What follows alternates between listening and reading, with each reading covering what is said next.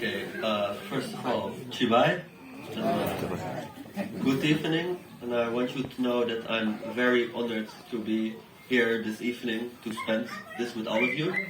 And firstly of all, I want to congratulate Letty for finishing her MA, and I want to congratulate Sophia for passing her NET exam, and most of all, I want to thank James for inviting me to his home and allowing me to be able to spend this Christmas with your village and with all you people, which means a lot to me. You have given me so much hospitality, so much kindness. I feel really honored to be among you in such a auspicious couple of days. And I want to thank most of all the Imbuan family for hosting us. I want to thank Letty and Sophia for cooking for us every day and always listening to my speeches about the Netherlands with interest and patience.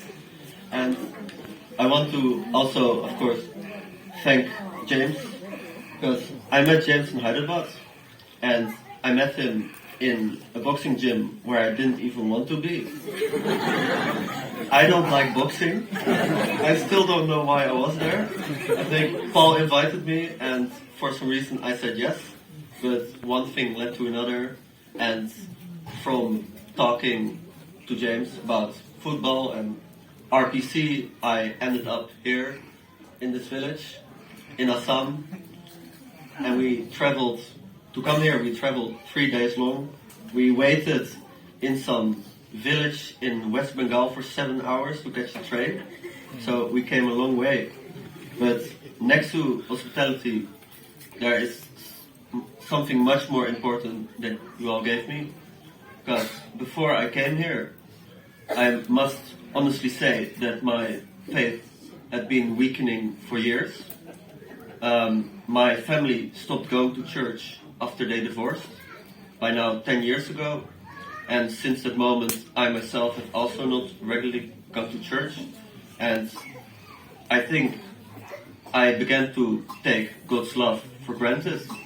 But since coming here and since seeing all of you, since being surrounded by your faith, by your piety and by your culture, I really never felt so close to God in years. So I really want to thank you for that. And I don't know how to show my gratitude. I'm not a builder. I can't build you houses. I'm not a doctor. I can't help your health. I'm not a farmer. I don't even know which crops you make here. I can't do anything for you except one thing. And the only way I can help you is through financial means. So James and his father, they have both promised to donate a certain amount to the missionary.